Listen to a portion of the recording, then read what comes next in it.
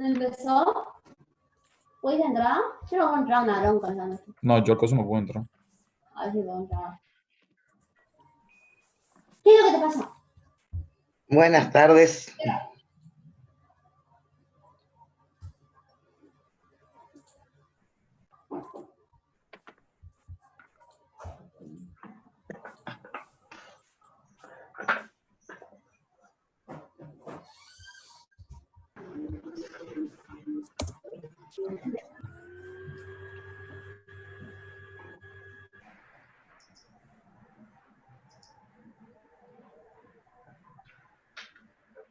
Le vamos a pedir a los que tienen abiertos los micrófonos que cierren, por favor, que escuchamos ruidos.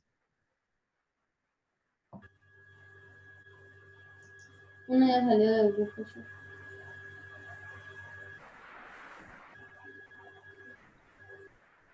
Bueno. Les hago unos comentarios del parcial antes de empezar con la última unidad. ¿Les parece? Bueno, el primer parcial se corrió el viernes 3 de julio.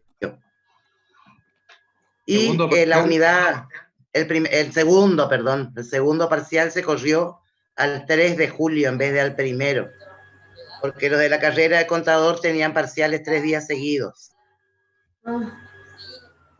Entonces pasó al 3 de julio. No entra la unidad 10, la que estamos por ver hoy, no entra en el parcial. Para los del régimen común, o sea, el parcial va a ser similar al parcial anterior. Para el régimen común, 70% de práctico y 30% de teoría. Y en el promocional, 30% la teoría, 40% el práctico y 30% el trabajo que están haciendo. O sea, esas son las novedades. Ya va a estar publicado en el aula virtual en estos días. Bueno. ¿Quién me hace de asistente hoy? Para leerme los chats.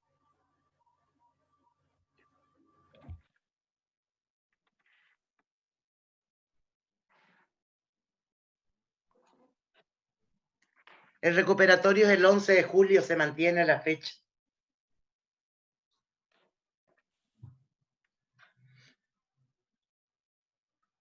Bueno, ¿alguien me hace asistente? Entiendo que sí que van a hacer 2 ejercicios, Héctor.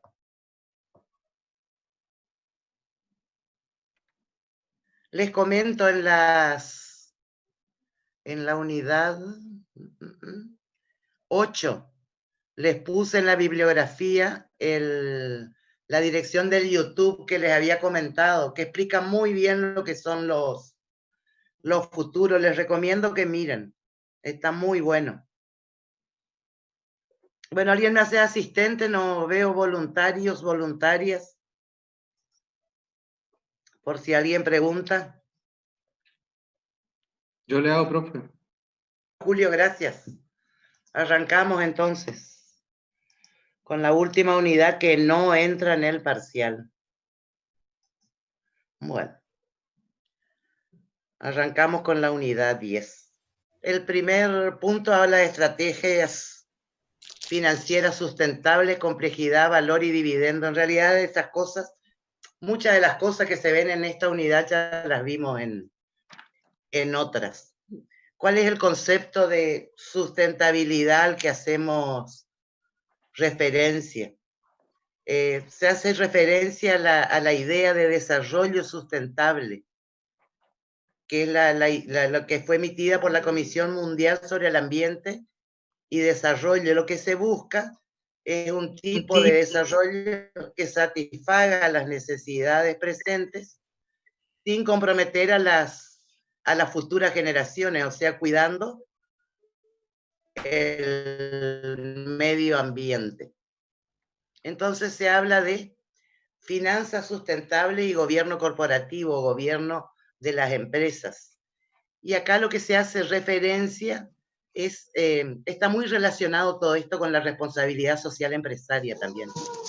Es la consideración a las externalidades ambientales y sociales. O sea, todos ustedes en teoría son de las licenciaturas y saben lo que son las externalidades y que pueden ser positivas o negativas, digamos. O sea, lo que estamos viendo es quién recibe los costos o los beneficios de determinadas actividades, en el caso de los beneficios sin tener ningún costo por ello, y en el caso de los costos serían los casos de contaminación ambiental, por ejemplo. Lo que se busca es trabajar con los actores de la comunidad para buscar un valor social y que todas las decisiones, tanto financieras como no financieras, sean consideradas en sus efectos a largo plazo. También se habla en este tema de la sustentabilidad, y vamos a hablar en el último punto de esta unidad, de una forma de inclusión social que son los microcréditos, que son para aquellos sectores más vulnerables de la sociedad y que el objetivo es ayudarlos a desarrollarse. En relación al medio ambiente, se hablan de inversiones socialmente responsables y de gestión de los riesgos, tanto sociales como ambientales. Y en relación al sistema económico, esto hace referencia a que la tasa de promedio de la economía debería ser igual a la tasa de crecimiento de la economía real en el largo plazo. También hablamos de que la sustentabilidad financiera es la habilidad para mantener capacidad financiera con el tiempo, sería contar con los recursos necesarios para que la organización aproveche las oportunidades de inversión que se le presentan, pueda crecer a un determinado ritmo y pueda afrontar circunstancias adversas o inesperadas como las que estamos viviendo en este momento. Lo que se busca es un equilibrio en las empresas entre el endeudamiento y la rentabilidad. Nosotros sabemos que las empresas al financiarse con deuda disminuyen el costo medio ponderado, pero sabemos también que por los riesgos financieros esto tiene un límite y está relacionada con la responsabilidad social empresaria, o sea, considerar cuando uno toma las decisiones a todas las personas que se van a ver afectadas o involucradas en esas decisiones. Y hay dos tipos de impacto de las actividades de finanzas, o sea, de la inversión y de la financiación sobre las sociedades. Una es a nivel ambiental y tiene que ver con todo el tema de cuidado ambiental, contaminación, cuidado de los recursos naturales. Y la otra es el aspecto social, que es la inclusión, tratar de incluir a todos los sectores de la sociedad al sistema financiero, que eso tratan las microfinanzas, y mejorar las condiciones del sistema financiero para dar participación a estos grupos de interés y lo que les había comentado de que la tasa de promedio sea igual a la tasa de crecimiento de la economía. Bueno, de este tema les puse en la bibliografía un trabajo muy interesante, una investigación que realizaron unos profesores mexicanos. Bueno, respecto a la política de dividendos, ya sabemos de qué se trata. Es la decisión de repartir dividendos o retenerlo en forma de utilidades. Y habíamos visto que lo que se busca es lograr un equilibrio entre los dividendos actuales y el crecimiento futuro que maximizará el precio de las acciones. Y en relación a esto habíamos visto la teoría del dividendo residual, o sea, reinvertir lo que se necesite de las utilidades para financiar el crecimiento de la empresa y el resto sí se lo puede distribuir como dividendos. Bueno, vamos al segundo punto, escenarios financieros locales e internacionales. Bueno, los escenarios son distintas visiones que uno puede armar del futuro, tratando de relacionar diferentes variables para tratar de tener alguna previsión de lo que puede llegar a suceder para la toma de decisiones. Por supuesto que hay cuestiones que son totalmente impredecibles e inesperadas, como esta pandemia, por ejemplo. Pero la idea es que uno tenga alguna idea de lo que está sucediendo para tomar sus decisiones en el entorno. Entonces lo que hay que tratar es, en un mundo que está cada vez más globalizado, tratar de tener un enfoque global y no un enfoque local, porque sabemos que las decisiones que se toman en otros lugares del mundo también nos afectan y en algunos casos con mucha fuerza. Hay una tendencia a crear un mercado mundial único. Como consecuencia de esta globalización, hay un crecimiento en el volumen y el tamaño de las transacciones financieras. Vemos cómo los capitales van y vienen de un país a otro, y por ahí es dificultoso identificar o poder calificar los distintos niveles de riesgos. Bien. Presupuesto de capitales. El presupuesto de capitales es la suma de todas las inversiones que tiene la empresa, y lo que hacemos en el presupuesto es tener una mirada conjunta de estas inversiones y analizar sus fuentes de financiamiento. ¿Cuáles son los objetivos? Planificar el desembolso de capital. O sea, podemos analizar la situación actual de la empresa y a partir de ahí ir identificando distintos proyectos de inversión que vamos a ir llevando adelante en el tiempo. Bueno, si nosotros evaluamos los proyectos, lo que hacemos es estimar cuál va a ser la rentabilidad de esa inversión. El tener este presupuesto de capitales o este portfolio de inversiones nos va a permitir controlar cómo vamos a ir asignando el capital, y una vez definida la estructura de financiamiento óptima, ir manteniendo este equilibrio que logramos entre las distintas fuentes de financiamiento. Y esto nos puede llegar a permitir revisar el enfoque de negocios. Bien, no hay mucho que decir de esto porque son cosas que ya conocemos. Gestión de la cartera de inversiones, de esto algo hablamos también. Cuando nosotros hablamos de portfolio de inversiones, de lo que estamos hablando es de una combinación de activos, pero también de activos de distinto tipo. Podrían ser activos físicos o activos financieros. Acá nos vamos a referir a los activos financieros. Y en la teoría del portfolio lo que se busca es ver cuál es la combinación óptima de inversiones, sobre todo para aquellos inversores que son adversos al riesgo, porque hay modelos que permiten disminuir el riesgo, por supuesto que disminuyendo también la rentabilidad o el rendimiento. Y acá lo que se hace es diversificar. O sea, se mira cada inversión, cuánto agrega a la cartera o al portfolio que tiene la empresa de inversiones, tanto a la rentabilidad como al riesgo. Y vamos diversificando. Entonces vamos a suponer, para ver un ejemplo muy sencillo, que la empresa tiene dos activos financieros, el A y el B. Y esta es la participación del activo en el portfolio total. Si A es X, B va a ser 1 menos X, la diferencia. Y acá tenemos los rendimientos. Entonces el rendimiento del portfolio va a ser X por el rendimiento de A más 1 menos X por el rendimiento de B. Y el rendimiento esperado es una esperanza matemática, sería X por el rendimiento esperado de A más 1 menos X por el rendimiento esperado de B. Bien. De esta manera sacaríamos los rendimientos. los rendimientos esperados.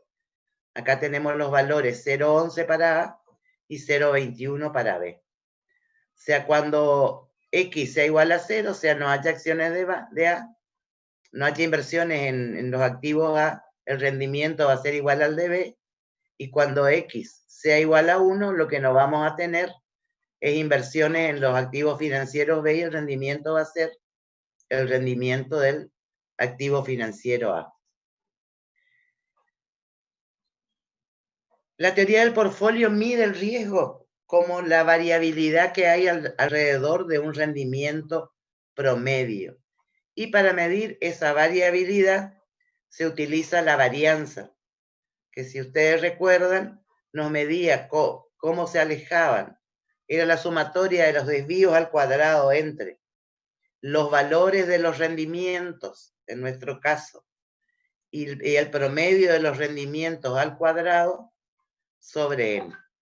Entonces,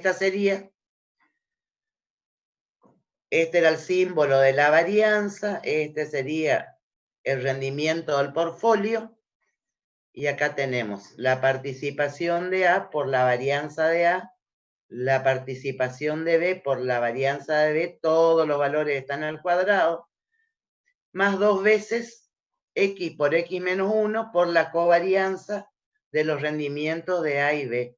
Esta covarianza lo que medía es cómo se alejaban tanto A como B en promedio de sus medias aritméticas. Entonces esto lo que nos va a permitir es sacar un coeficiente de correlación. Y si nosotros trabajamos, el coeficiente de correlación nos medía el grado de relación entre dos variables. Aquí estaríamos midiendo el grado de relación entre las variables entre los activos financieros A y B.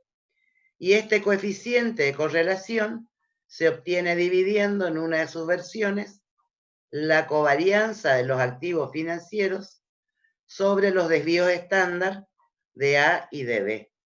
Entonces, en vez de poner covarianza acá, ponemos el coeficiente de correlación por el desvío estándar de A por el desvío estándar de B. El resto se mantiene igual. Entonces, si la correlación es igual a 1, tenemos para correlaciones igual a 1, a menos 1 y a 0, las distintas, cómo nos quedarían las fórmulas.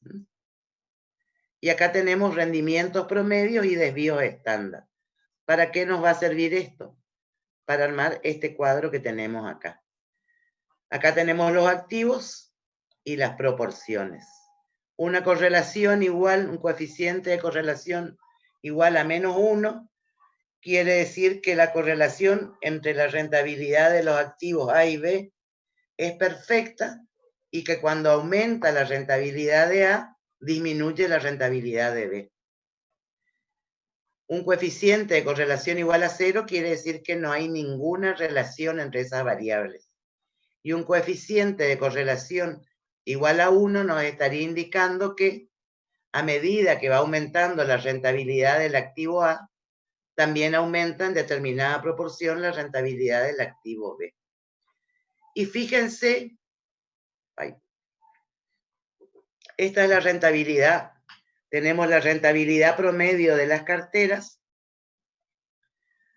con las distintas combinaciones. Fíjense cómo las rentabilidades van bajando, pero también va bajando el riesgo. ¿Está? O sea, las rentabilidades en los tres casos son las mismas por el coeficiente de correlación. Lo que cambia es el desvío estándar, que es la medida del riesgo. Fíjense acá el riesgo mínimo, si la correlación es igual a menos 1, se da en una combinación, en un portfolio que tiene 80% del activo A y 20% del activo B. Si la correlación es igual a 0, digamos que al mismo riesgo obtenemos mayor rentabilidad con esa misma combinación, 80% del activo A y 20% del activo B. Ahora, si la correlación fuera igual a 1, lo que tendríamos que hacer es invertir exclusivamente en el activo A. Entonces, esto es un modelo bastante complejo, pero bueno, para que tener alguna idea. Acá tenemos la rentabilidad, esta es la frontera de la eficiencia en las inversiones en activos financieros en los portfolios. Rentabilidad y riesgo. Fíjense que para este nivel de riesgo no seríamos eficientes si tomáramos alguna inversión que tuviera esta rentabilidad, cuando sabemos que podemos llegar hasta acá. O sea, este inversor B no estaría siendo, en este punto no estaría siendo eficiente. El inversor B sí es eficiente, porque acá tiene, acá tiene menor riesgo para la misma rentabilidad. O sea, esta parte de las oportunidades de inversión es lo que se llama frontera de eficiencia. Y uno tendría que buscar inversiones cuyas curvas sean tangentes a esta frontera de eficiencia. Y esa frontera de eficiencia, acá están las curvas, y esta es la línea de mercado de los activos financieros, que nosotros la habíamos visto, que teníamos el riesgo por un lado y la utilidad esperada por otro en el modelo KPM, que tenía una tasa libre de riesgo y una prima por riesgo.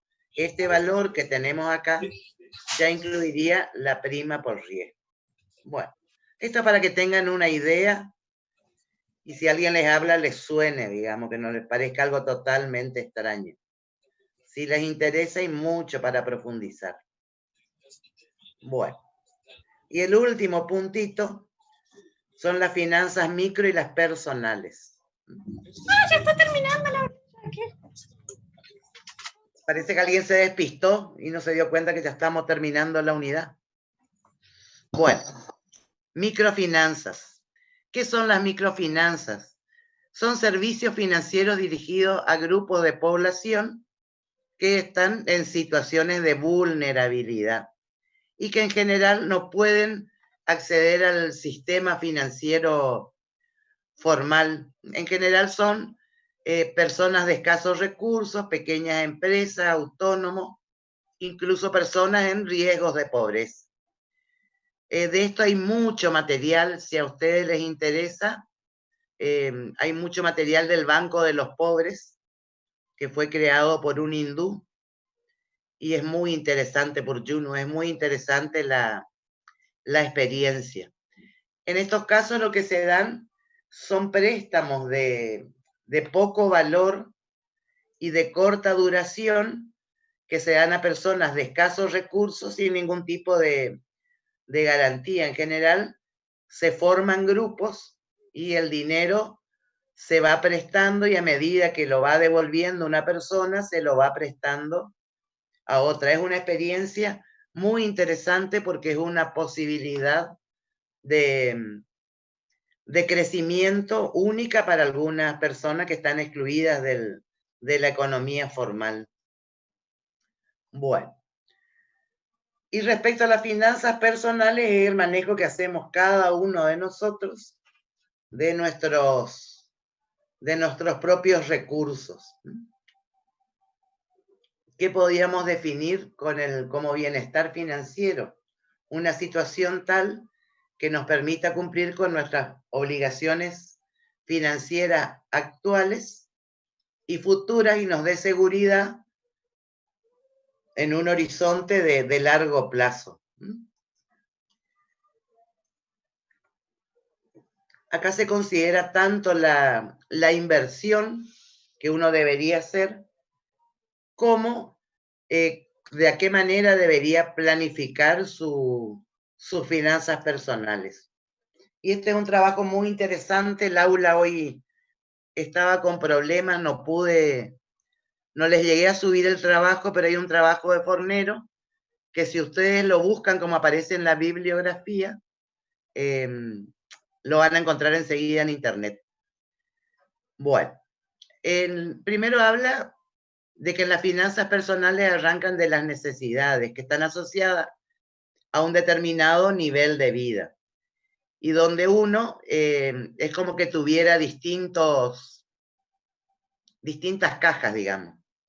En una ahorra para las emergencias, en otras ahorra para la jubilación, en otras ahorra para vivir mejor, en otras ahorra teniendo, bueno, la edad de retiro está relacionada con el fondo de retiro y puede destinar fondos a educación. Nosotros acá tenemos la educación superior gratuita, pero en la mayoría de los países del mundo representa una inversión importante la educación para las familias. ¿Y cuáles son las disponibilidades que tiene? Obtiene los ingresos de su trabajo y de las rentas de sus inversiones. Una parte destina al consumo corriente y después tiene la parte de liquidez que tiene que ver si la reinvierte para obtener renta o la dedica a bienestar, viaje, por ejemplo, que es algo que no podríamos hacer ahora. Entonces hay una parte de las finanzas personales que están relacionadas con la inversión, otra parte con el financiamiento y una parte que está asociada con la protección. En la inversión están adquisición de bienes para renta, podrían ser inversiones financieras, inmuebles, adquisiciones de bienes para uso, comprar un inmueble, un vehículo, electrodomésticos, inversiones en negocios, emprender alguna actividad, bueno, acá están separadas las inversiones financieras. ¿Cómo financiamos estas inversiones? Por un lado, están los ingresos que provienen del trabajo o de algunas inversiones que pudiéramos tener, o la otra forma de financiarse es utilizando préstamos personales o préstamos hipotecarios. Ustedes saben que las tasas son totalmente diferentes, porque en los préstamos hipotecarios tenemos una garantía hipotecaria y en los préstamos personales no hay garantía hipotecaria. En general uno toma este tipo de préstamos para adquirir bienes de uso. Y estos préstamos personales para estos fines o como un puente hasta que se obtiene el crédito hipotecario. Y aparte, las personas tratamos de protegernos contra riesgos de activos, o sea, es el seguro del auto, es el seguro de la casa, los seguros cuando uno viaja, y también para riesgos personales. Ahí estaría el seguro de viaje y estarían los seguros de vida. Que ustedes saben que hay seguros de vida y que hay seguros de muerte porque eso lo estudiaron en financiero. Bueno. Y en cuanto a la acumulación patrimonial que se da en las finanzas personales, una es esta, el patrimonio que uno va reuniendo a través de su vida, y esto puede ser el patrimonio que uno recibe de sus mayores, las herencias. Entonces se habla de que hay un planeamiento según el ciclo de vida de las personas que depende de las circunstancias, o sea, de cada persona y de sus preferencias personales, y también está afectada por otra variable externa que son los impuestos, donde entran a jugar todas estas cuestiones que analizamos. Las necesidades, el disponible, la acumulación patrimonial, las inversiones que uno hace, los gastos para protección y la forma en que se financia. Bueno, y hay otra cosa que es muy interesante. Ustedes están en esta etapa donde comienza la independencia económica, empiezan a trabajar, forman pareja. La etapa de la madurez, que es cuando se casan, tienen hijos, ahí ya están pensando en otro tipo de cuestiones. Seguramente pensarán en los gastos escolares, en el mejor colegio para sus chicos, la mejor formación. Y en viajes, la etapa de la realización, Cuando uno se vuelve a quedar solo, los hijos ya se volvieron. Ahí preguntan, profesora, si esto también se podría buscar info del informe de Fornero que usted nos subiría en el aula de Joana Muchut. Sí. No pude subir en el aula, pero si ustedes ponen el nombre como yo les puse en el aula, ya probé y aparece enseguida. Bueno, y después la etapa de la jubilación, que ustedes saben que en nuestro país hay que prever fondos para esta etapa porque uno no sabe qué va a pasar cuando se jubile. Muy bien. Este es el artículo que yo les hablaba de las finanzas sustentables, que si hacen clic acá entran directamente. En Body Merton está todo el tema de cartera y este es el libro de Fornero. Si ustedes copian de acá y pegan en Google, les aparece directamente. Bueno, y esto es todo. Esta es una, más que nada, informativa. Hay preguntas, profe, sobre el parcial. Preguntaron otras chicas más. Bueno, espera que ya salgo acá. Y ya puedo ¿Eso no mirar. entraría en el parcial, profe? No, esta unidad no entra en el parcial. Okay, sí, puede entrar en el final. Claro. ¿Ni para la teoría?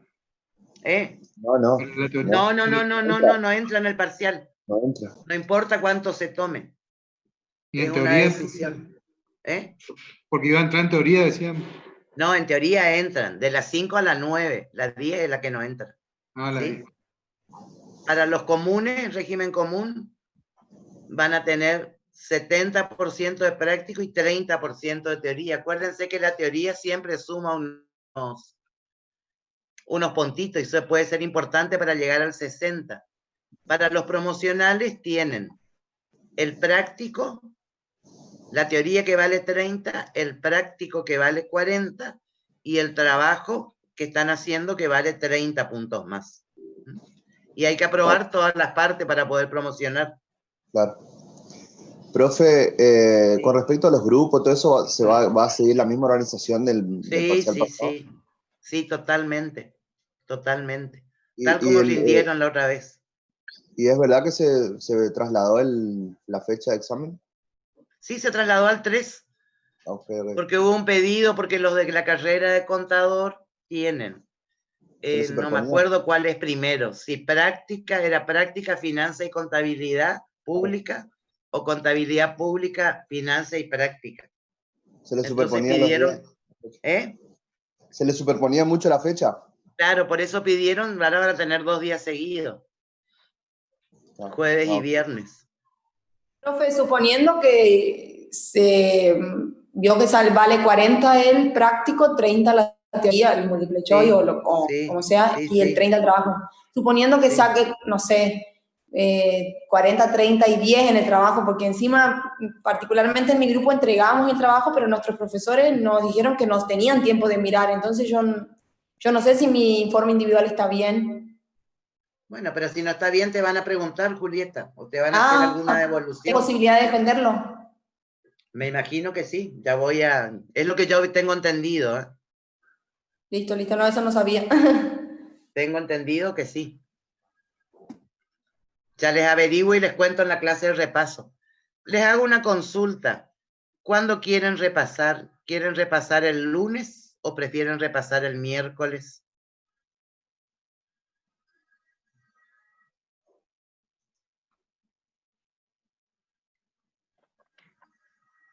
El miércoles mejor, me parece, sí, porque van a estar más... Con más teoría incluida. Exacto. Bueno, entonces nos vemos el miércoles que viene. Yo voy a tratar, andaba muy mal, desde ayer está andando muy mal el aula virtual, no sé lo que está pasando. Pero ni bien pueda le subo el trabajo de Fornero porque lo tengo bajado en la computadora. Bueno, profe. Bueno, nos vemos, profe, chicos. Antes, profe, yo había entrado tarde. Unidad 10 entra en el parcial. No. Solo hasta las 9, Julieta. Listo, profe. De las 5 a las 9. Gracias. Muchas gracias. No entrará. Bueno, profe, sí. Disculpe, una última consulta.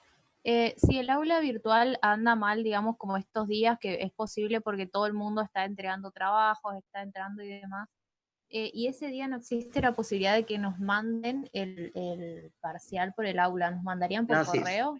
Si vemos que no anda bien, yo creo que sí.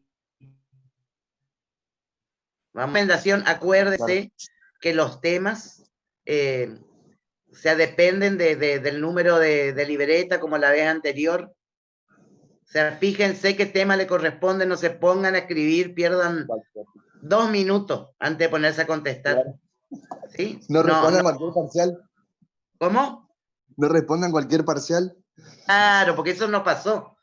Sí, sí, se ponen nerviosos, se alborotan y el primero que encuentran contestan y después no vale. O sea, tómense unos minutitos. ¿Eh? ¿Hay alguna noticia cómo podría ser el final? Yo creo que va a ser parecido a los parciales, pero no está definido todavía. O sea, preguntas múltiple choice o a desarrollar. Exacto. Gracias. Estimo que sí. Es lo que se conversó, pero todavía no está definido. Entonces les tenemos que poner en el aula y comunicar, así que no se preocupen. Bueno, profe, gracias. Profe, bueno, para la clase de repaso, ¿nos puede averiguar si el régimen, porque vio que antes del parcial nos subieron un PDF donde decía cuáles eran las reglas del primer parcial? Están por subir. ¿Listo? Por subir, no se preocupen. Yo les estoy adelantando nomás lo que va a estar en el aula. Bueno, profe, muchas gracias. ¿Está? ¿Listo? Nos vemos el miércoles entonces. Buen fin de. Buen fin de, profe. Chao, chao.